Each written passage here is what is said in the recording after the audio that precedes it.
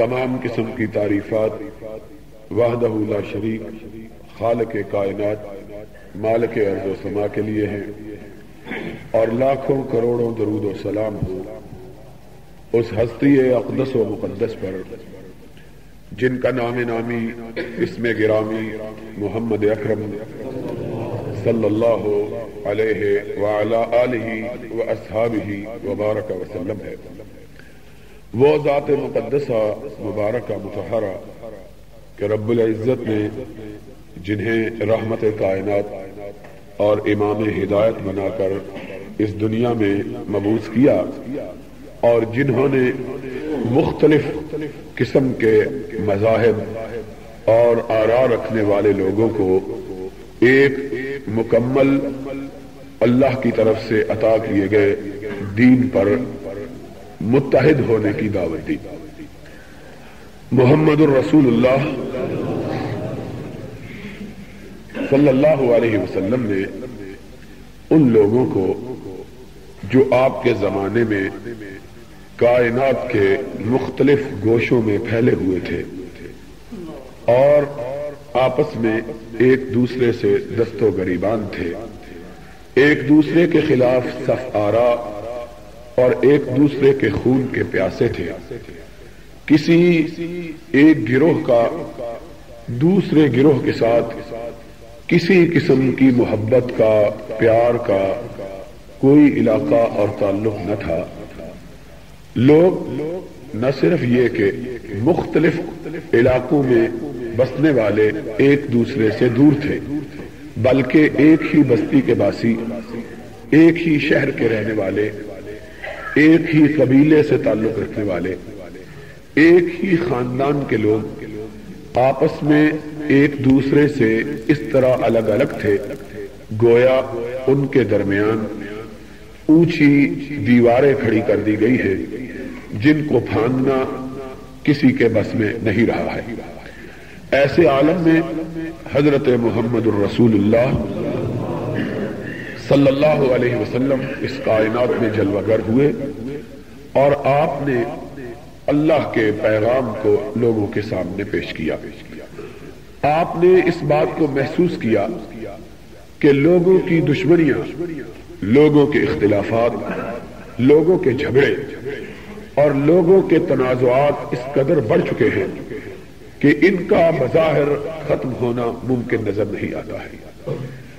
اس لیے محمد الرسول اللہ صلی اللہ علیہ وسلم نے بجائے اس بات کے کہ ان کے چھوٹے چھوٹے اختلافات کو رفع کروائے، ان کے معمولی تنازعات میں اپنا وقت ضائع فرمائے، ان کے جھگڑوں کو سنے اور ان کے درمیان فیصل بن کر اپنے احکامات صادر کریں، ان سب مختلف سوچ رکھنے والے لوگوں کو ایک عقیدے پر جمع ہونے کی دعوت دی، اور اس عقیدے پر جمع ہو کر آپ نے انہیں عقیدے کی بنیاد پر اتحاد اور اتفاق کا درس دیا۔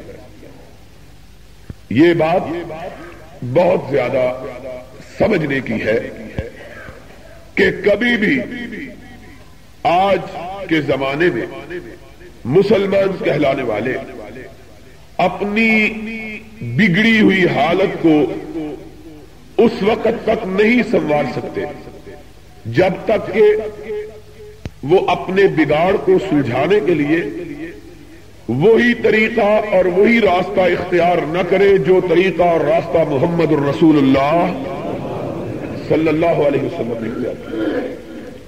لقد کان لکم فی رسول اللہ اسوۃ حسنہ، خود ساختہ طریقے، خود ساختہ انداز، خود ساختہ اسلوب اور خود ساختہ قوانین کبھی بھی مختلف دھڑوں کے درمیان اتحاد اور اتفاق قائم نہیں کر سکتی۔ دنیا آج مختلف حلقوں میں بٹی ہوئی ہے، اور دنیا کی بات چھوڑ دیں، اپنے آپ کو مسلمان کہلانے والے اتنے دھڑوں میں تبدیل ہیں کہ شاید اگر آدمی ان دھڑوں کو شمار کرنا چاہے تو شمار نہ کر سکے۔ ان دھڑوں کو ختم کرنے کے لیے ہر آدمی اٹھتا ہے اور اپنی طرف سے کوئی لایا عمل، اپنی طرف سے کوئی قانون، اپنی طرف سے کوئی اصول، اپنی طرف سے کوئی ضابطہ لوگوں کے سامنے پیش کرتا ہے، اور وہ نہیں جانتا کہ امام کائنات، فخر موجودات، رحمت للعالمین صلی اللہ علیہ وعلی آلہ واصحابہ وبارک وسلم اس کائنات میں جلوہ گر ہوئے تھے، تو آپ کی قوم کے اندر ان لوگوں کے درمیان جن کی طرف آپ مبعوث کیے گئے تھے آج سے کہیں زیادہ جھگڑے موجود تھے، اور ایک مسلمان ہونے کے ناطے سے ہمارا یہ عقیدہ ہونا چاہیے کہ کبھی بھی اس بیماری کا علاج کسی اور طریقے سے نہیں ہو سکتا جو بیماری رسول کے زمانے میں موجود تھی اور رسول نے اس کا علاج کیا تھا۔ اگر اس بیماری کا علاج کرنا ہے تو صرف وہی طریقہ اختیار کرنا پڑے گا جو ناطق وحی حضرت محمد الرسول اللہ صلی اللہ علیہ وسلم نے اختیار کیا، اس لیے کہ آپ کو علاج کا طریقہ رب العالمین نے بتلایا اور اس عرش والے حاکم نے بتلایا تھا جو لوگوں کی طبیعتوں، لوگوں کے مزاجوں، لوگوں کی خواہشات، لوگوں کی آرزوؤں، لوگوں کی امنگوں، لوگوں کی تمناؤں، لوگوں کے ارادوں اور عزائم کو اچھی طرح جاننے والا، وہ یعلم خائنۃ الاعین وما تخفی الصدور، وہ رب ہے جو آنکھ کی ہلکی سی لغزش کو بھی جانتا ہے، اور آنکھ کی لغزش اس میں تو حرکت پیدا ہوتی ہے، اللہ تو سینے میں پنپنے والے ان خیالات کو بھی جانتا ہے جن کا آدمی ابھی اظہار نہیں کرتا۔ یعلم خائنۃ الاعین وما تخفی الصدور، جو جذبات دل کے اندر پیدا ہوتے ہیں اور انسان ابھی ان کو اپنے لبوں پر نہیں لاتا، اپنی حرکات و سکنات سے ان کا اظہار نہیں کرتا، رب تو ان ارادوں کو، ان جذبات کو بھی جانتا ہے جو دل کے اندر جنم لیتے ہیں۔ اس عرش والے نے جو طریقہ دنیا والوں کی اصلاح کا بتلایا، یاد رکھو اس طریقے کے علاوہ دنیا کی اصلاح کے لیے کوئی دوسرا طریقہ کارگر نہیں ہو سکتا۔ اسی لیے اگر ہم نے اپنے مسائل کی اصلاح کرنی ہے، اپنے بگڑے ہوئے حالات کو سدھارنا ہے، اپنی الجھی ہوئی تقدیر کو درست کرنا ہے، تو ہمیں وہی طریقہ اختیار کرنا پڑے گا جو ان بیماریوں کے علاج کے لیے محمد الرسول اللہ صلی اللہ علیہ وسلم نے اختیار کیا۔ اور حدیث میں آیا لن یصلح آخر هذه الامہ الا بما صلح بها اولها، لوگوں یاد رکھو اس امت کے آخری زمانے کی اصلاح بھی اسی نسخے کے ساتھ ہوگی جس نسخے کے ساتھ اس امت کے پہلے طبقے کی اصلاح ہوئی تھی۔ جس طریقے پر بگڑی ہوئی قوم کو، بدوؤں کو، جاہلوں کو، ڈاکوؤں کو، شرابیوں کو، بدکاروں کو، جواریوں کو، گنوار اجڑ وحشیوں کو محمد الرسول اللہ صلی اللہ علیہ وسلم نے درست کیا، آج بھی قوم کی درستگی صرف اسی طریقے سے ہو سکتی ہے، اور کوئی طریقہ امت کی اصلاح کے لیے کارگر نہیں ہو سکتا ہے کہ وہی دیری نہ بیماری، وہی نامحکمی دل کی، اور علاج اس کا وہی آب نشاط انگیز ہے۔ ساتھی یاد رکھو، جب تک مدینے والے سے شفا نہیں ڈھونڈو گے، ان کے اختیار کیے ہوئے نسخے کو نہیں آزماؤ گے، اللہ کی طرف سے انہیں عطا کردہ اصولوں کو اختیار نہیں کرو گے، تمہاری قوم کی کبھی اصلاح نہیں ہو سکتی ہے۔ ہماری قوم آج جس قدر بگاڑ کا شکار ہے، دنیا کی شاید کوئی قوم اس قدر بگاڑ کا شکار نہیں۔ اور میری مراد جب میں لفظ قوم بولتا ہوں تو صرف پاکستان کے مسلمان نہیں بلکہ پوری کائنات کے مسلمان، آج دنیا بھر کے مسلمان نبی پاک صلی اللہ علیہ وسلم کی پشین گوئی کے مطابق ان تمام بیماریوں کا شکار ہو چکے ہیں جن بیماریوں کا شکار پہلی امتیں ہوئی تھی اور اللہ کا عذاب ان پہ نازل ہوا تھا۔ امام کائنات علیہ السلام نے ارشاد فرمایا تھا، آپ نے کہا لوگوں، میری امت کے لوگوں، ایک زمانہ آئے گا تم بالکل وہی طریقے اختیار کرو گے جو ان قوموں نے اختیار کیے جن پر اللہ کا عذاب نازل ہوا۔ یہ نبی پاک صلی اللہ علیہ وسلم کا ارشاد ہے۔ آپ نے ارشاد کیا اگر وہ کسی بل میں گھسے تو تم بھی اس بل میں ضرور گھسو گے، اگر انہوں نے کجی اختیار کی تم بھی کجی ضرور اختیار کرو گے، اگر انہوں نے انبیاء اور رسول اللہ کی تعلیمات کو پسے پشت پھینکا، اپنی خواہشات کو اپنا خدا اور اپنا رب بنایا، تم بھی اپنی خواہشات کو ضرور اپنا رب بناؤ گے، اگر انہوں نے اللہ کی وحدانیت سے رخ موڑا اور قبروں کو سجدہ گاہ بنایا، اپنے ہاتھ کے تراشے ہوئے بتوں کو رب بنایا، تو ایک زمانہ آئے گا تم بھی اپنے ہاتھ کے بنائے ہوئے بتوں کے سامنے سجدہ ریز ہو گئے۔ یہ محمد الرسول اللہ صلی اللہ علیہ وسلم کا فرمان ہے۔ آج ہم نبی کی پشین گوئی کا مصداق بن کر واضح طور پر ان تمام قباحتوں، ان تمام بیماریوں کا شکار ہو چکے ہیں جن بیماریوں کی نشاندہی حضرت محمد کریم صلی اللہ علیہ وسلم نے وحی کی تائید سے اپنے رب کے خبر دینے سے دنیا والوں کو خبر دی۔ آج حالت یہ ہے کہ ہمارے ملک کا صدر باوجود ایک مخصوص عقیدہ رکھنے کے صرف راتوں کو قبروں پر اپنی بیوی کو لے کر اس لیے گزارتا ہے تاکہ لوگوں کو خوش کیا جائے، اور وہ نہیں سمجھتا کہ جن کو وہ خوش کرنا چاہ رہا ہے وہ اس کے حقیقی عقیدے کو اچھی طرح جانتے ہیں، لیکن اس سے وہ تو خوش نہیں ہوں گے، توحید والا ناراض ضرور ہو جائے گا۔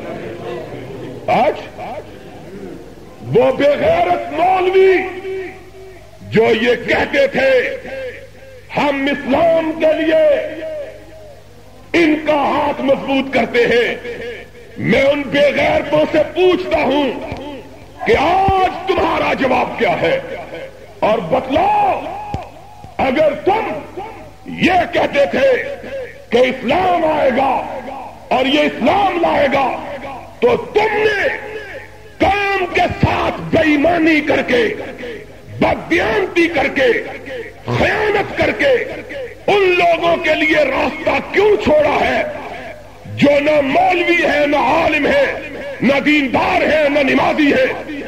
تم اس قدر جرأت کے مرتکب کیوں نہیں ہوئے کہ اپنے آپ کو اسمبلیوں کے لیے پیش کرتے اور لوگ تمہارے منہ پر تھوکتے کہ تم بھی جھوٹے، جس کا تم ساتھ دیتے ہو وہ بھی جھوٹا؟ کیوں نہیں تم نے اپنے آپ کو منافقت؟ ہم نے منافقت کا اظہار نہیں کیا، ہم نے پہلے دن کہا ہم نہیں مانتے، نہیں مانا. جن لوگوں نے کہا مانتے ہیں وہ پیچھے کیوں کھڑے رہے؟ اپنے آپ کو کیوں پیش؟ اس لیے کہ جانتے ہیں لوگ ووٹ نہیں دیں گے، نہ دیتے ووٹ. وہ اپنے آپ کو ثابت تو کرتے کہ ہم حق کے لیے مرنے کو تیار ہیں. کہاں قول و فعل کا یہ تضاد محمد الرسول اللہ کی امت کے لیے سب سے بڑی تباہی کا سبب اور سب سے بڑی بربادی کی وجہ.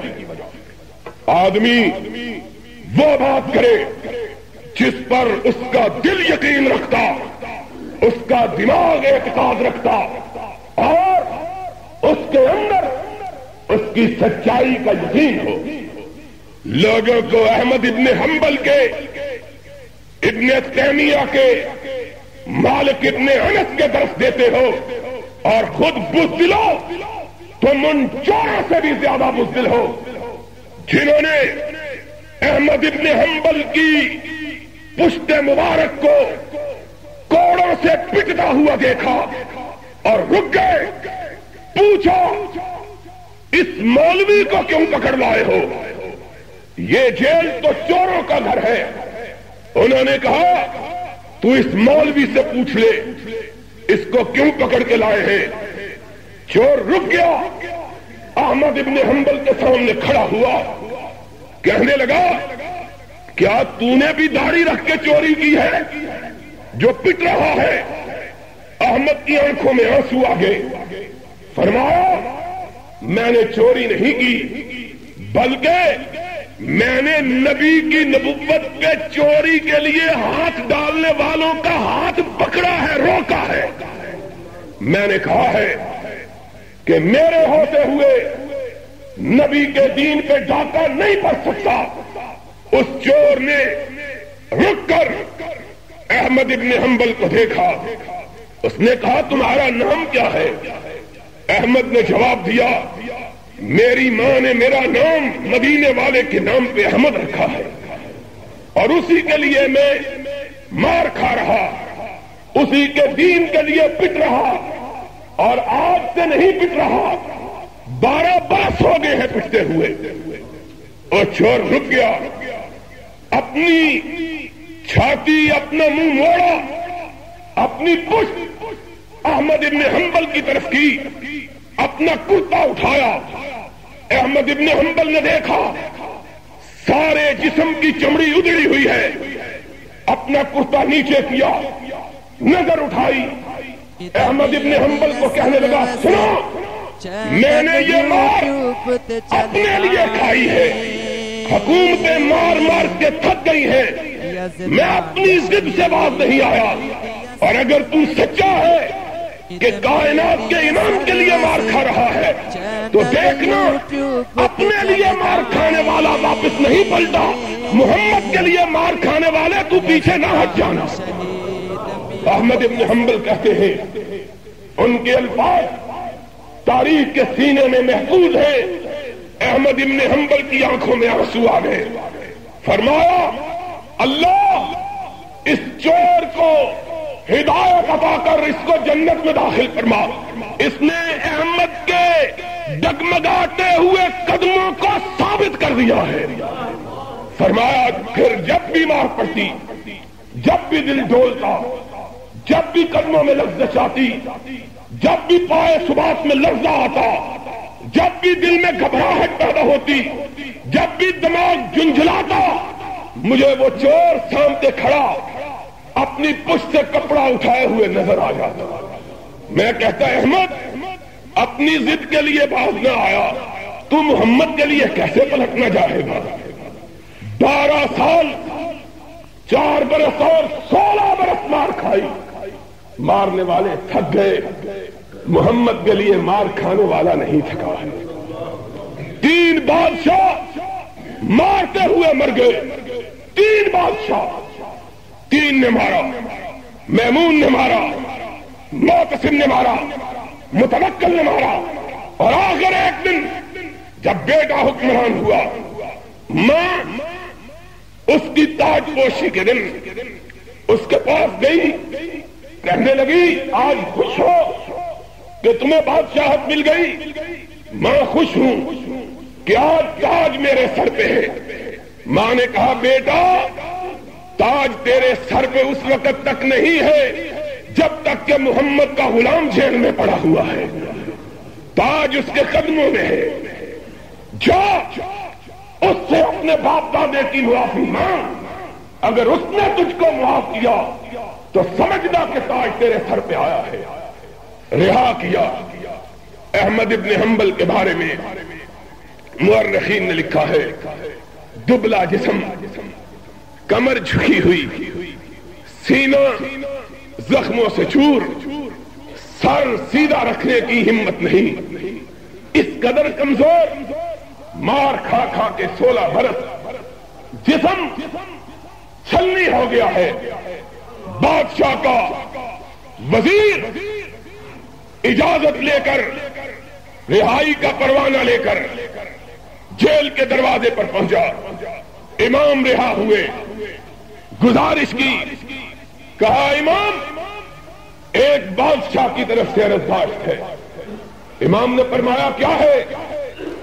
کہا بادشاہ چاہتا ہے کہ ایک رات میرے گھر میں گزار دو، میرے باپ دادوں نے ظلم کیا۔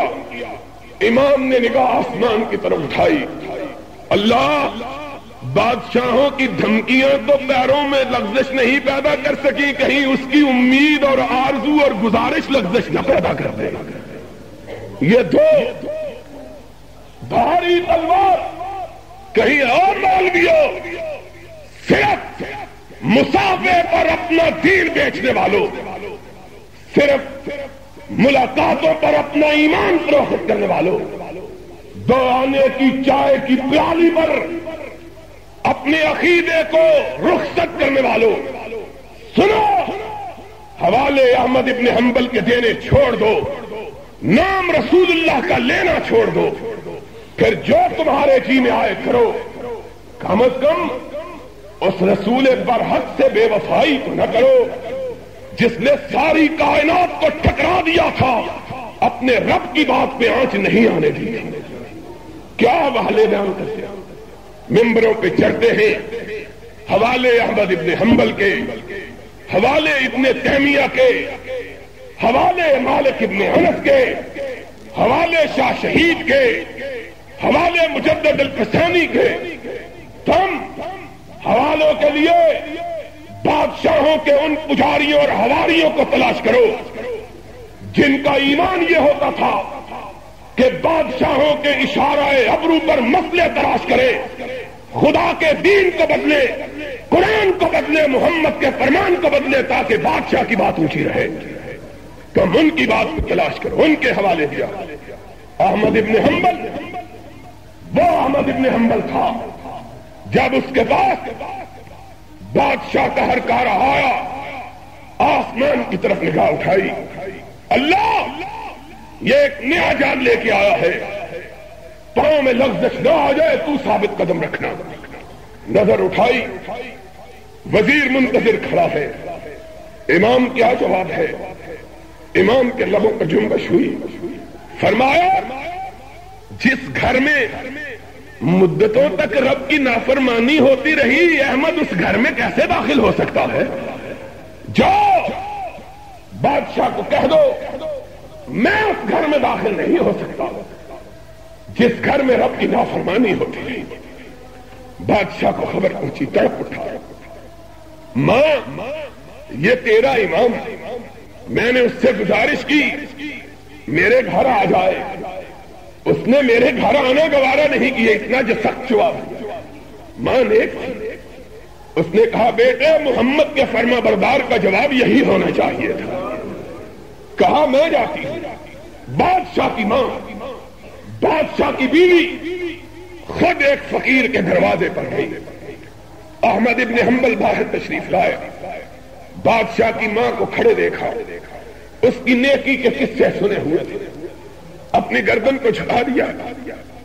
ماں کہنے لگی احمد میں تیری ماں بھی ہوں، میرے بیٹے کی خواہش ہے لمحے بھر کے لیے ہمارے گھر آ جا۔ فرمایا ماں میں اس گھر میں قدم نہیں رکھ سکتا جس گھر میں محمد کی نافرمانی ہوتی رہی۔ اخیر گزارش کی ماں پھر ماں نے کہا اچھا میرے گھر آ جاؤ. امام احمد بن حنبل دوسرے دن کا وعدہ کرتے ہیں. اس بادشاہ کی ماں کے گھر گئے. بادشاہ بھی پہنچا ہوا تھا. احمد ابن حنبل بھی تشریف لائے. بادشاہ کی ماں کا گھر ہے. ہر طرح کے کھانے سجے ہوئے ہیں, دسترخوان لگے ہوئے ہیں. اور چھوٹے چھوٹے نوالوں پہ بکنے والوں, دیکھو جن اماموں کا تذکرہ کرتے ہو ان کی زندگیاں کیا ہیں. دسترخوان سجا ہوا. احمد ابن حنبل نے گردن اٹھائی ہوئی. بادشاہ آیا, کمزور دبلا پتلا, لیکن اللہ کے نور سے پیشانی روشن. بادشاہ کی گردن جھک گئی. ایک نظر بھر کے احمد کے نورانی چہرے کو نہیں دیکھ سکا. کہنے لگا امام مجھ کو معاف کر دو, میرے باپ نے بہت ظلم کیے, میرے دادا نے بہت ظلم کیے, انہیں معاف کر دو. فرمایا بادشاہ تجھ کو ہم نے معاف کیا کہ تو نے تو کچھ نہیں کیا, ندامت کا اظہار کر لیا, لیکن تیرے باپ دادے کو کیسے معاف کر لوں؟ قیامت کے دن میرے دامن میں یہی کچھ تو ہے کہ میں اپنے رب کی بارگاہ میں جاؤں گا. اللہ جب لوگ ایسے کر رہے تھے, تیرا احمد تیرے محمد کی وجہ سے قید خانے میں کوڑے کھا رہا تھا, میں کیسے ان کو معاف کر دوں؟ ان کی والدہ نے پردے کے پیچھے سے کہا امام دسترخوان سجا ہے. امام کی آنکھوں میں آنسو آ گئے. فرمایا جیل میں رہتے ہوئے 16 برس سے روزے کی عادت پڑ گئی ہے, آج بھی میں نے روزہ رکھا ہوا ہے. ہائے ہائے. احمد کا بیٹا کہتا ہے میں نے اپنے بابا سے صبح دم کہا تھا بابا آج ان گلاسوں میں پانی پینا پڑے گا جن گلاسوں کو بادشاہوں کی انگلیوں نے چھوا ہے. آج ان دسترخوانوں سے کھانا پڑے گا جو دسترخوان بادشاہوں کی دولت کے بل پہ سجائے گئے ہیں. تو احمد نے مسکرا کے کہا تھا بیٹے تجھ کو معلوم نہیں کہ میں نے رات ہی سے صبح کے لیے بادشاہ کے گھر جانے سے پہلے روزے کی نیت کی ہوئی ہے. کس طرح ان کے پائے اس بات میں لگزش ہے. لوگوں یا ایمان کی بات نہ کرو یا ایمان کا مکمل تذکرہ کرو. ایمان کوئی کٹی پھٹی چیز نہیں ہے کہ جس کا جی چاہے ایمان کی گردن پکڑ لے, جس کا جی چاہے اسلام کی کمر پکڑ لے, جس کا جی چاہے اسلام کی ٹانگ پکڑ لے, اور ہر آدمی یہ دعویٰ کرے کہ میں نے اسلام کو تھاما ہوا ہے. اسلام ایک مکمل ضابطے کا نام ہے. سر سے لے کر پیر تک اپنے آپ کو اس سانچے میں ڈھالنے کا نام ہے جس سانچے میں رب العالمین کے حکم سے رحمت للعالمین نے اپنے ساتھیوں کو ڈھلنے کا حکم دیا ہے. کیا نام لیتے ہو اسلام کو؟ اسلام اسلام اسلام. تم نے اسلام کو کٹا پھٹا ہوا سمجھا ہے کہ جس کے ہاتھ میں ایک دھجی بھی آ گئی اس کے پاس بھی اسلام ہے, جس کے ہاتھ میں ایک دھجی بھی آ گئی اس کے پاس بھی اسلام ہے, جس کے پاس گریبان آ گیا اس کے پاس اسلام ہے, جس کے پاس دامن آ گیا اس کے پاس بھی اسلام ہے. سن لو, اسلام صرف اس کے پاس ہے جس نے اپنی زندگی کو پیر سے لے کر سر تک اسلام کے سانچے میں ڈالا ہوا ہے. شرم نہیں آتی ہے. کہتے ہیں اسلام پرسوں کا اخبار, اور ماشاء اللہ والوں ہماری کتابیں ضبط کرتے ہو. کیا جرم ہے؟ جرم یہ ہے کہ ہم نے اس کتاب میں حق کا اظہار کیا ہے, اپنے عقیدے کا اظہار کیا ہے, اس عقیدے کا اظہار کیا ہے جو عقیدہ مدینے والے نے آج سے 1400 برس بیشتر اپنی امت کو عطا کیا تھا. وہ جاہل شکلی اطلاعات جس کو قرآن کا حرف نہیں آتا, جو محمد کے نام سے بے خبر ہے, وہ جاہل ہماری کتاب کو ضبط کرتا ہے. جانتا ہوں اس لیے ضبط نہیں کرتا کہ اس میں کوئی قابل اعتراض چیز ہے، اس لیے ضبط کرتا ہے کہ لوگوں کو راضی کرے۔ سلا تیری ضبطی کا حکم میرے بوٹ کی ٹھوکر میں ہے، تیرے ضبطی کے حکم سے کیا ہوتا ہے؟ ضبط وہ ہوتا ہے جو عرش والے کی طرف سے ضبط ہوتا ہے، تیری ضبطی کا کیا ہے؟ ہم فقیروں کو تو رب نے یہ سعادت بخشی ہے کہ رب کی قسم ہے ساری زندگی اگر عرش والے کی بارگاہ میں سجدے میں پڑے رہے تو اس کا شکریہ ادا نہیں ہو سکتا۔ تم کو کیا معلوم ہے کہ ہماری کیفیت کیا ہے؟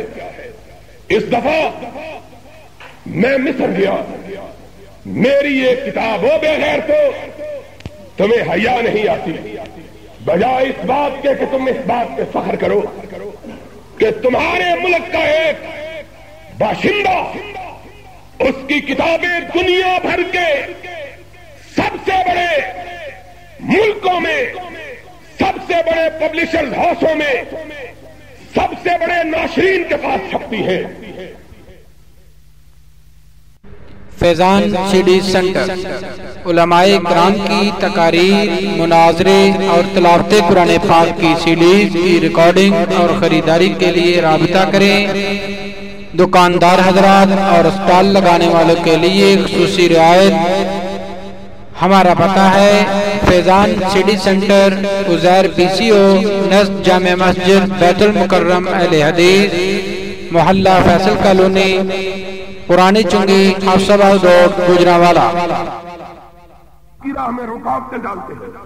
تمہیں کیا پتا ہے کہ جب تم کسی بدقسمتی کا اظہار کرتے ہو، عرش والا اس کے بدلے میں اپنے بندے کو اپنی نوازشات سے اور زیادہ نواز دیتا ہے۔ تم کو کیا پتا ہے؟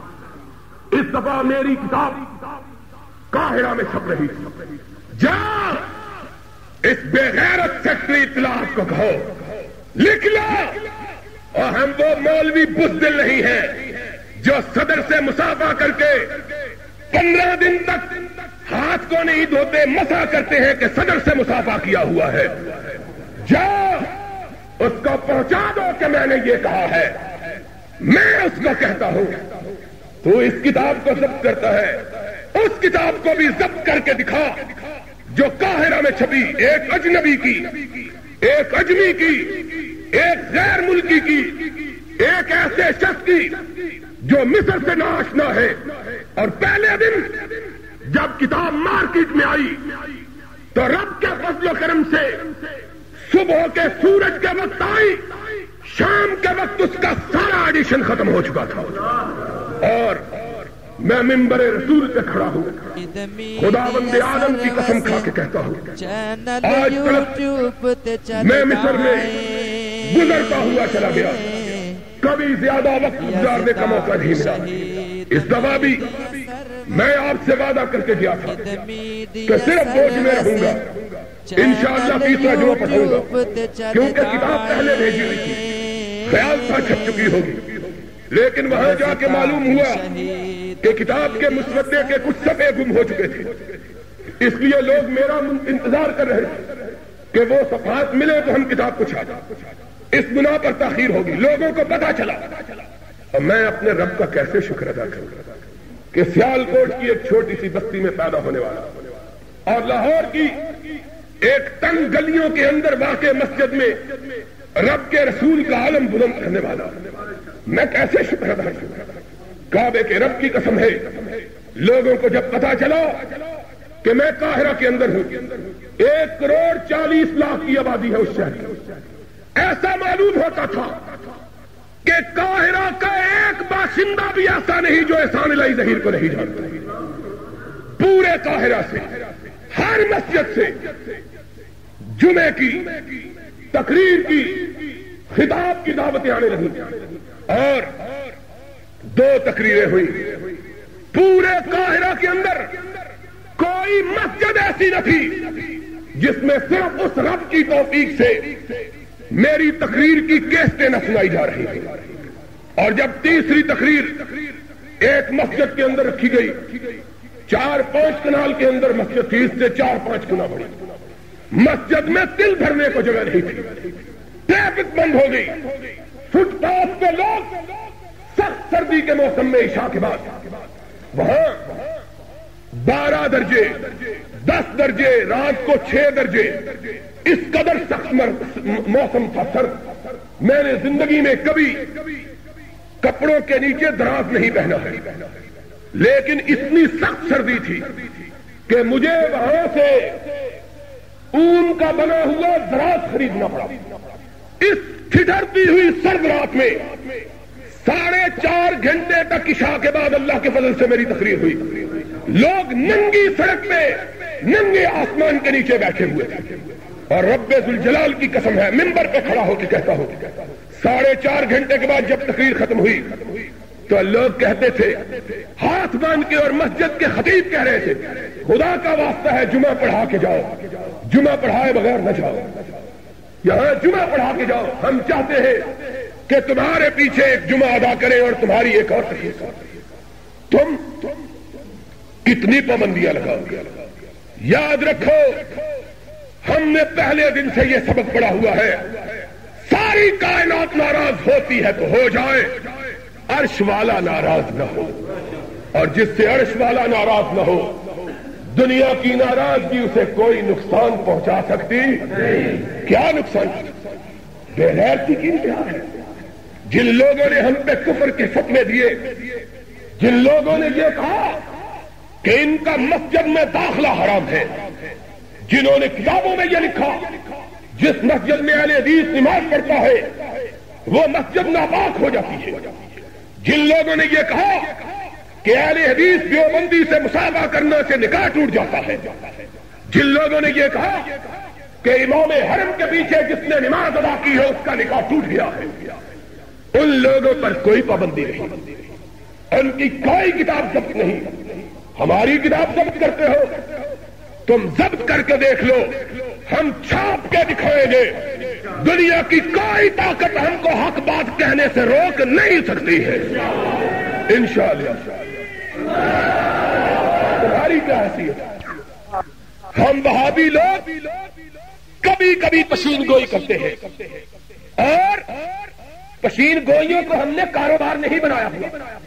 لوگ پشین گوئیوں سے کاروبار کرتے ہیں، ہم نے کاروبار نہیں کیا پشین گوئی سے، لیکن ہم نے یہ ممبر گواہ ہے، تم بھی گواہ ہو، پشین گوئی کی تھی کہ ایک وقت آئے گا بھٹو ہم کو جیلوں میں بھیجتے ہو۔ پشین گوئی سن لو، اور ہماری کتابیں ضبط کرنے والوں آسمان کے کناروں پر تمہاری ضبطی کی تحریر ہم نے لکھی ہوئی دیکھی ہے انشاءاللہ۔ اب تمہاری ضبطی کا، تمہاری کتاب کا نہیں، تمہاری اپنی ضبطی کا وقت آ گیا ہے، اور جب تم ضبط ہوگے دنیا کی کوئی طاقت تمہیں واگزار کرنے والی نہیں ملے گی۔ یاد رکھنا، دنیا کی کوئی طاقت تمہیں واگزار کرنے والی نہیں ملے گی۔ اسلام کون سا اسلام؟ سن لو، جو جی چاہے ہم سے کر لو، ہم قبروں کا اسلام نہیں مانتے، ہم خانقاہوں کا اسلام نہیں مانتے، ہم شرک والا اسلام نہیں مانتے، ہم کرسیوں کی عبادت والا اسلام نہیں مانتے۔ ہم تمہارا دم کٹا، کان کٹا، ناک کٹا، آنکھ کٹا، دل کٹا، سینہ کٹا، جگر کٹا، اسلام نہیں مانتے، وہ کوئی اور بے غیرت ہوگا جو مانے۔ پرسوں کے اخبار میں چھپا ہے، ضبط کرنا تھا تو اس کو ضبط کرتے، ضبط کرنا تھا تو اس کو ضبط کرتے۔ پرسوں کے اخبار میں تمہارے منہ پہ تھپڑ چھپا ہے، جنگ اخبار میں چھپا ہے، اسلام کا نام لینے والوں، جنگ اخبار نے چھاپا ہے کہ پاکستان کی اسلامی مملکت میں چکلوں کو، کنجر خانوں کو ختم نہیں کیا جا سکتا۔ چھپا ہے کہ نہیں چھپا؟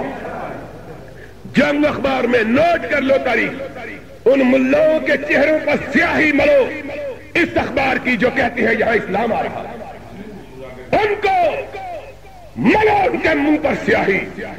اس اخبار نے خبر چھاپی کہ پاکستان سے بازار حسن، اور جانتے ہو بازار حسن کس کو کہتے ہیں؟ بدکاری کے اڈے، ہیرا منیاں۔ اس اخبار نے خبر چھاپی کہ ان کو پاکستان سے ختم کیا جا سکتا۔ ہائے، یہ اسلام ہے اور منافقت کی انتہا ہے۔ کہتے ہیں ہم نے حدود آرڈیننس نافذ کیا ہے، اور چینیا والی مسجد کے نمازیوں سن لو، اور سی آئی ڈی والوں لکھ لو، ہم پہنچے ہوئے ہیں باہر، خبر چھپتی ہے ان پہ مقدمہ درج ہو گیا ہے۔ اور میں مصر میں ایک دن اخبار پر آ کر لکھا ہوا ہے سان لائی ظہیر کا مقدمہ۔ ایک دوست ملا پاکستانی، اس نے کہا تم تو یہاں ہو اور مقدمہ پاکستان میں۔ میں نے کہا کہ ہاں، میں کھٹکتا ہوں دل یزداں میں کانٹے کی طرح، میں کھٹکتا ہوں دل یزداں میں کانٹے کی طرح، اور ملا تو فقط اللہ اللہ اللہ، تو جا جمعرات کی روٹیاں کھا۔ اور تم نے وہ جمعرات کی روٹیاں کھاتے تھے، تم نے جمعے کی دوپہر کی روٹیاں کھانی شروع کر دی۔ فرق کیا ہے تم میں؟ کہا تم ہم بیاباں میں ہیں اور گھر میں باہر ہیں۔ ہم نے کہا اسی کا تو نام ہے مردانگی، اسی کو کہتے ہیں۔ ہم باہر گئے ہوئے ہیں، رات کو سوتے سوتے گڑبڑا کے اٹھ بیٹھتے ہیں، سان لائی ظہیر آ گیا ہے، جا ضبط کرنا تھا تو اس اخبار کو کرنا۔ آج یاد رکھنا، کہتے ہیں حدود آرڈیننس، 4 حدیں ہیں اسلام کی۔ یاد رکھنا مسئلہ، اسلام کی کتنی حدیں ہیں؟ 4۔ ایک حد چوری کی، ایک حد الزام تراشی کی، ایک حد شراب کی، یہ 3 حدیں ہیں۔ ایک شراب نوشی کی، اس کی سزا 40 کوڑے یا 80 کوڑے، اختلاف کے ساتھ، یا 40 کوڑے یا 80 کوڑے۔ دوسری حد ہے مومنوں پر الزام تراشی کی، اس کی سزا ہے 80 کوڑے۔ تیسری حد ہے چوری کی، اس کی سزا ہے ہاتھ کاٹنا۔ یہ 3 حدیں، اور چوتھی حد جو ان سب سے بڑی اور حدود اللہ میں سے سب سے کڑی، اس حد کا نام ہے حد زنا، اور اس کی سزا ہے پتھر مار مار کے سنسار کرنا۔ یہ چوتھی سزا، اور ان 4 میں سے یہ سب سے بڑی، ان 4 میں سے سب سے بڑی حدود اللہ کی ترتیب یہ ہے: حد زنا سب سے اول، حد سرقہ چوری دوسرے نمبر پر، حد قذف تیسرے نمبر پر، اور حد شرب خمر چوتھے نمبر پر۔ 4 حدیں، شور مچا ہے، ہم نے حدود نافذ کر دیے۔ او غیرت مندو، تم نے حدود نافذ کیے۔ سب سے پہلی حد زنا کی، کہتے ہو نافذ کی اور زنا کے اڈے کھلے۔ اس سے زیادہ اور زیادہ تضاد کی بات کیا ہو سکتی ہے؟ کیا کہتے ہو؟ کیا کہتے ہو؟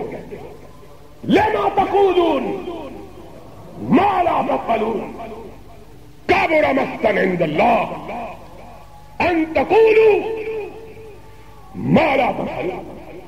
اور خدا نے کیا کہا؟ اللہ اکبر، یحبون، ہائے قرآن، ہم نے تجھ کو پڑھنا چھوڑ دیا۔ کون پڑھے؟ قرآن پڑھنے والے تو بکاؤ مال ہو گئے، جس طرح پیاز بکتا ہے اس طرح قرآن پڑھنے والے بکتے ہیں۔ قرآن کون سنائے؟ کون سنائے قرآن؟ قرآن زندہ کتاب، جب پڑھو ایسا معلوم ہوتا ہے آج نازل ہوئی۔ قرآن کہتا ہے یحبون ان یحمدوا بما لم یفعلوا۔ اے میرے نبی، منافق وہ ہیں جو یہ پسند کرتے ہیں، لفظی ترجمہ شاہ عبد القادر کا، یحبون پسند کرتے ہیں، ان یحمدوا ان کی تعریف کی جائے، ما لم یفعلوا، اس بات پر جو کام انہوں نے نہیں کیا. ہائے قرآن، یحبون ان یحمدوا بما لم، چاہتے ہیں لوگ ان کے لیے تالیاں بجائیں اس کام پہ جو انہوں نے کیا. ہائے اللہ، ہم تو کمزور ہیں، پھر ہم ان کو کیا کہیں؟ کہا تم کچھ نہ کہو، میں عرش والا کہتا ہوں. عرش والے تو کیا کہتا ہے بتلا تو دے، دل تو ٹھنڈا ہو جائے. کہا نبی سنا دے، فلا تحسبنہم بمفازۃ من العذاب ولہم عذاب علیم. میرے نبی کہہ دو 4 دن مان کر لو، جہنم کے دروازے تمہارے لیے کھول کے رکھے ہوئے ہیں.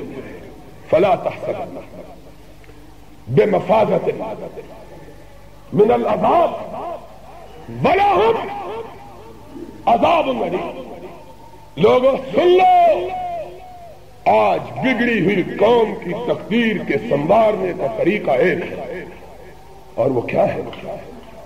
اور مزے کی بات بھی بتلا دوں، ہماری جو کتاب ضبط ہوئی ہے اس کے پاکستان میں 8 ایڈیشن چھپ چکے ہیں. اور 8 ایڈیشن کتنے چھپے ہیں؟ 2 لاکھ کے قریب کتاب چھپ چکی ہے. اور اب اس کتاب کا ایک خریدار بھی پاکستان میں زندہ. تم اس کو ضبط کر لو تو پھر قاہرہ سے کون ضبط کرے گا؟ سعودی عرب سے کون کرے گا؟ کویت میں کون کرے گا؟ کتاب بھی عربی کی. تم نلائکوں کے پڑھنے کے لیے تو پہلے ہی ہم نے نہیں لکھی تھی، تمہیں کیا تکلیف ہوگی؟ ان کی عقل مندی دیکھ لو، منہ پہ کالک بھی ملی ہے تو اس چیز کی جس کا کوئی حاصل نہیں. فلا تحسبنہم بمفازۃ من العذاب. اور انشاءاللہ دنیا میں بھی عذاب ہوگا، آخرت میں بھی ہوگا. ان بطش ربک لشدید. ان مولویوں نے گھنگنیاں ڈالی ہوئی ہیں، کوئی نہیں بولے گا.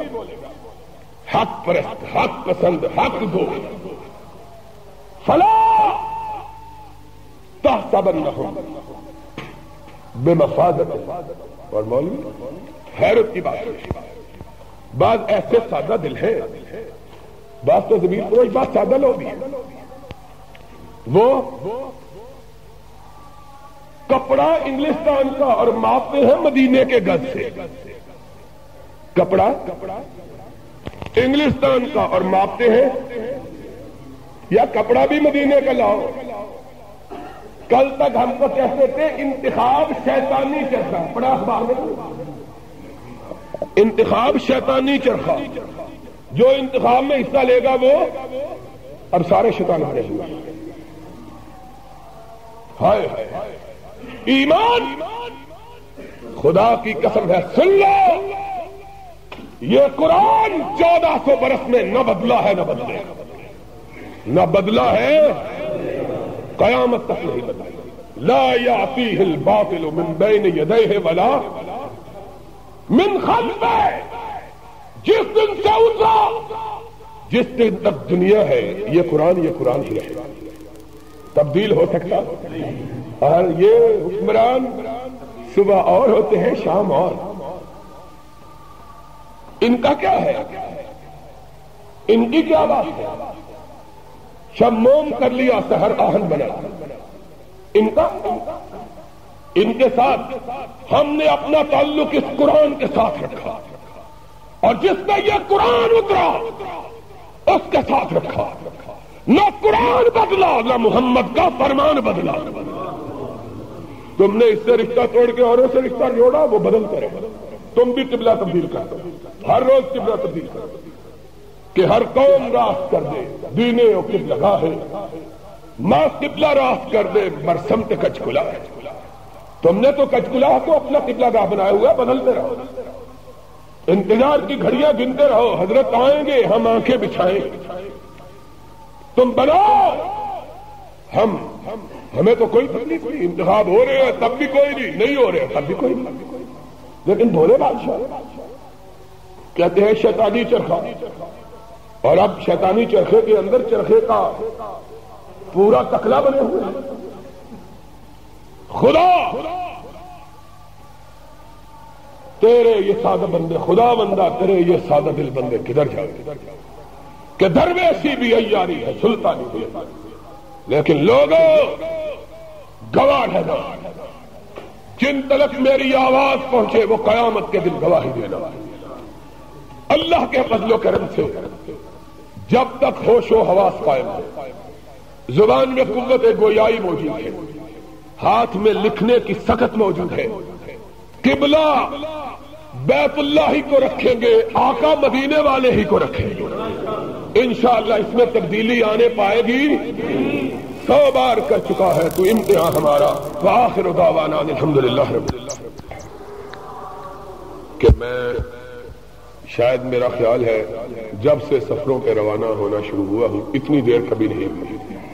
اس دفعہ ارادہ تو یہی تھا کہ 1-2 ہفتے کے بعد آ جاؤں گا، میں نے آپ سے کہا بھی، لیکن اس دفعہ اتنی تاخیر ہو گئی کہ جس کی مجھے توقع بھی نہیں تھی.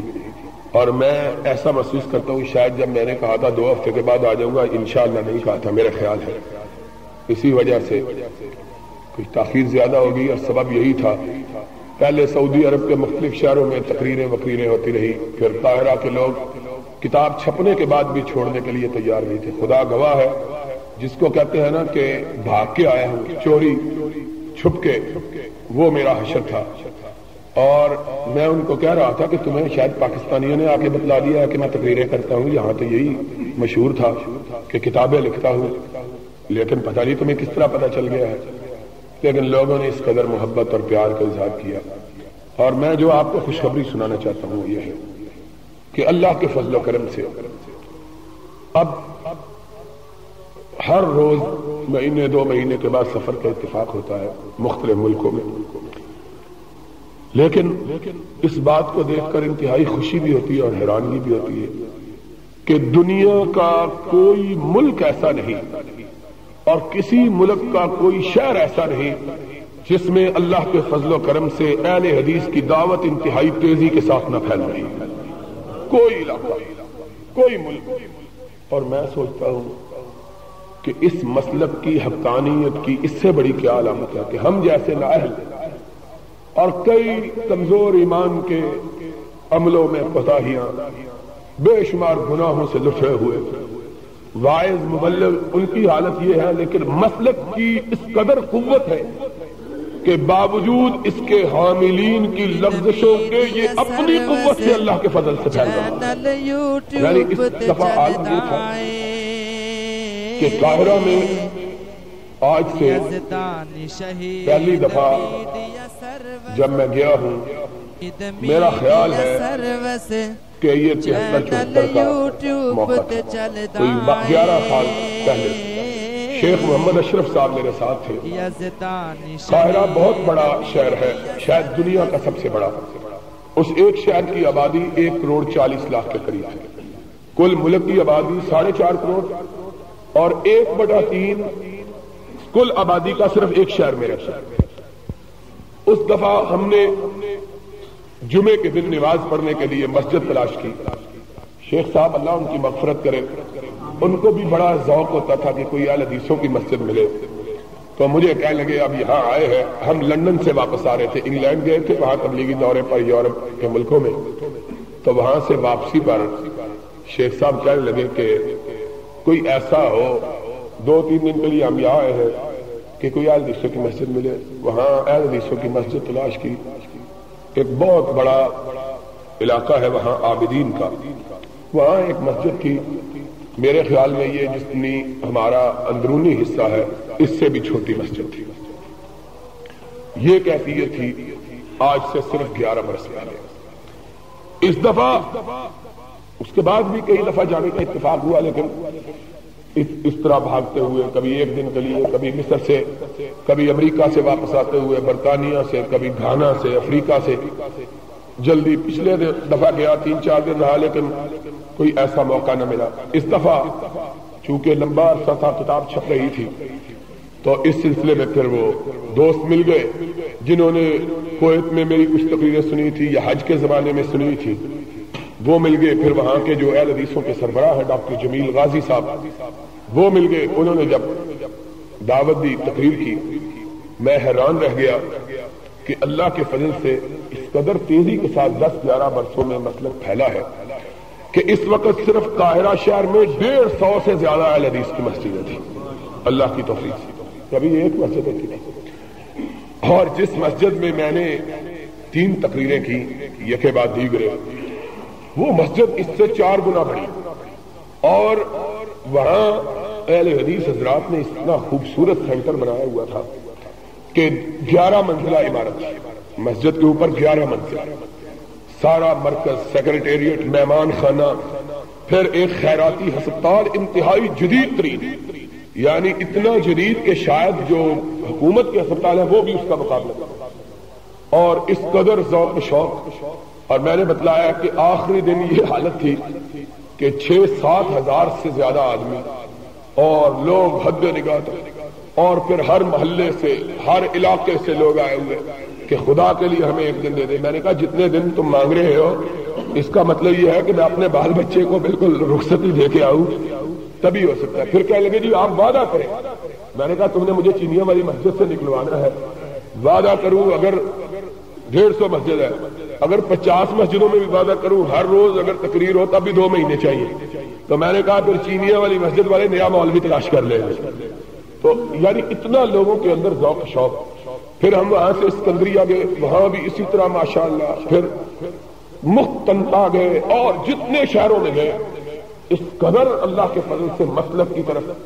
اور جو مجھے انتہائی حیرت ہوئی وہ یہ تھی کہ آج سے 11 سال پہلے وہاں مصر کے اندر کوئی داڑھی والا آدمی نظر نہیں آتا تھا. صدر ناصر یہودیوں کا ایجنٹ تھا, اس نے اس قدر غلیظ اسلام کے خلاف اور داڑھی کے خلاف پروپیگنڈا کیا ہوا تھا کہ پورا قاہرہ جو 1.5 کروڑ آبادی کا شہر, آپ گزر جائیں آپ کو ایک داڑھی والا بندہ نظر نہیں آئے. اور لباس, وہاں کا لباس سارے عرب ملکوں کا, اللہ کا شکر ہے کہ ہمارے ہاں آج بھی باوجود مغربی تہذیب اور الحاد اور بے دینی کے عام ہونے کے اپنی روایات پر بڑی پابندی ہے. آج بھی سلوار قمیص اور جو شریف گھرانے ہیں وہ کھلے کپڑے باپرد. لیکن مصر اور دوسرے عرب ملکوں کی عورتوں کا لباس بالکل وہی لباس ہے جو یورپ میں پہنا جاتا ہے. صرف جو نیک تھوڑے سے ملک ہیں عرب, ان میں اوپر ایک عبا پہن لیتے ہیں, اور جو دوسرے ہیں وہ کچھ بھی نہیں. مصر میں آج سے 11 برس پہلے میں نے ایک عورت بھی ایسی نہیں دیکھی تھی جس کے گھٹنوں کے نیچے قمیص موجود, گھٹنوں تک ننگی, اتنی بازو. اللہ کی قسم ہے 11 سال پہلے میں نے سارا مصر, اس وقت بھی ہم نے کافی سفر کیا تھا شیخ صاحب کے ساتھ, 3 دن رہے, سارا دن گھومتے رہے. ایک عورت بھی باپرد نظر نہیں آئی تھی, ایک عورت, کوئی بوڑھی عورت بھی باپرد نظر آئی. آج آپ حیران ہوں گے یہ بات سن کر, اور جی اتنا خوش ہوا اور اپنے متعلق شرم آئی. یہ میں آپ کو ذرا تھوڑی سی غیرت دلانا چاہتا ہوں. آج وہاں کی حالت یہ ہے کہ ہم بازاروں سے گزرتے تھے, نہ صرف یہ کہ عورتوں نے پیروں کے نیچے تک لباس پہنا ہوا, یہ نہیں, برقعے پہنے ہوئے یہ بھی نہیں, بلکہ ہماری خواتین جو پردہ دار ہیں ان کے ہاتھ کو نظر آتے ہیں. خدا کی قسم ہے مصر میں اس قدر زیادہ تعداد میں ہم نے نوجوان نسل کی خواتین دیکھی جن کے ہاتھ بھی نظر نہیں آتے. ہاتھ بھی نظر نہیں, ہاتھوں میں بھی دستانے کا پردے کیے. اور جو مزے کی بات ہے وہ یہ ہے کہ جب لوگ ان کو دیکھتے تو میں پوچھتا جان بوجھ کے یہ کون, کہتے یہ اہل حدیث عورتیں جو باپردہ عورت نظر آتی, لوگ کہتے یہ اہل حدیثوں کی بیویاں ہیں, یہ اہل حدیثوں کی بہنیں ہیں, یہ اہل حدیثوں کی بیٹیاں. ہر وہ عورت جس نے پردہ کیا ہوا ہے سارا مصر یہ کہتا ہے یہ اہل حدیث ہے. اہل حدیث کی علامت یہ ہے کہ وہ باپرد, محافظ, اور اس نے پورا اسلامی لباس پہنا. اور پھر نوجوان غولوں کے غول ہزاروں کی تعداد میں جنہوں نے داڑھی رکھی, اور سب اللہ کی قسم یہ میں نے زندگی میں کبھی منظر نہیں دیکھا.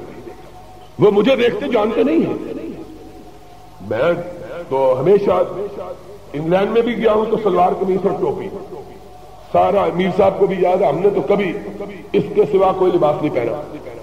وہ مجھے دیکھتے رک جاتے کہ یہ بھی داڑھی والا ہے، بغیر کچھ پوچھے کہتے ہیں انت اہل الحدیث، تم اہل حدیث ہو. میں کہتا تم نے کس طرح پہچانا؟ انہوں نے کہا داڑھی رکھتا ہی اہل حدیث ہے.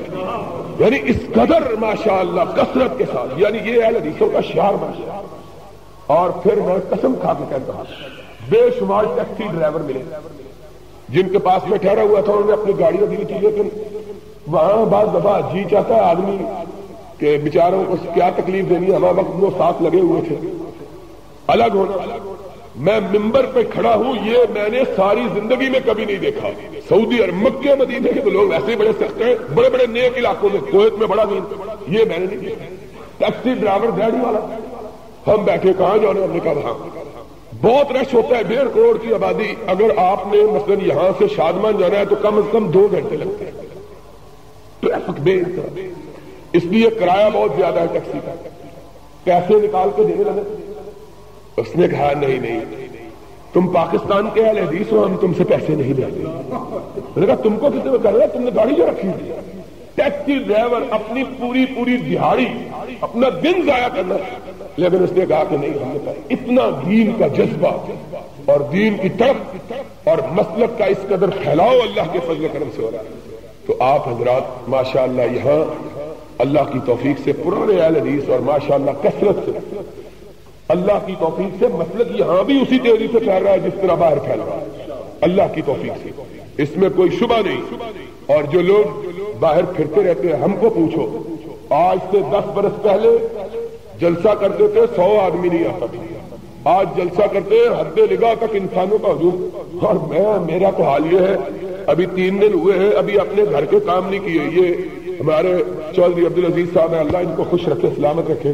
اور میرے کیس کے پیچھے ہمارے ساتھ تو یہ لگی ہوئی ہے نا کہ یار زندہ اور صحبت بھی زندہ ساتھ ہی. چکی کی جو ہے، ہم حق بات کہنے سے باز نہیں آتے، وہ ہم کو مارنے سے باز نہیں آتے. ہم کہتے ہیں تم اپنا کام کیے جاؤ، ہم اپنا کام کیے جاتے ہیں. امام مالک رحمت اللہ علیہ وضو کر رہے تھے، ایک بچھو دیکھا جو اوپر چڑھنا چاہتا ہے اور چڑھا نہیں جاتا، پھسلن ہے. ہاتھ سے اس بچھو کو پکڑ کے باہر نکالنا چاہا، بچھو نے ڈنک مارا، ہاتھ سے چھوٹ گیا. پھر پکڑا، پھر ڈنک مارا، پھر چھوٹ گیا، پھر پکڑا. شاگرد پاس کرتا، اس نے کہا امام صاحب آپ عجیب آدمی، یہ آپ کو ڈنک مارتا ہے، آپ اس کو باہر. فرمایا یہ اپنی بری حرکت نہیں چھوڑتا، ہم اپنی اچھی حرکت کیوں چھوڑ دیں؟ تو ہمارا حکومت کا یہی حال ہے، یہ ہمیں ڈنک مارنا نہیں چھوڑتے، ہم کہتے ہیں ہم ان کو سمجھانا کیوں چھوڑ دیں، یہ اپنی کام کرتے ہیں. تو میں کہہ رہا تھا وہ کیس تھے بڑے پیچھے، چوہی صاحب اللہ ان کو خوش رکھے لڑ رہے تھے. چوہی صاحب دعا ہے سامنے بیٹھے ہوئے ہیں کہ میرے اتنی مصیبت کہ میں ان کو بھی 3 دن سے نہیں مل سکا. ٹیلی فون پہ ملاقات ہوئی، ملاقات نہیں کر سکا کہ ہمارا کیا بنا ہے. ہم نے کہا کہ ان لوگوں نے کیا بنانا ہے، یہ ہمارے دوست ہیں، اللہ ان کو سلامت رکھیے. اللہ نے انہوں نے کیا بنانا تو ہمارے عرش والے خدا نے. اصل میں تو اوپر سے قلم چلنی ہے اور ہمارے حق میں چلنی ہے، ان کی گردن پہ چلنی ہے، انشاءاللہ چل کے رہنی ہے. اس لیے کیا گھبرانا ہے؟ اب مصیبتیں بھی اتنی پڑی ہیں کہ مشکلیں اتنی پڑی مجھ پر کہ آسان ہو گئی. اب تو حقیقی بات یہ ہے کوئی مصیبت ہی نظر نہیں آتی. اور پھر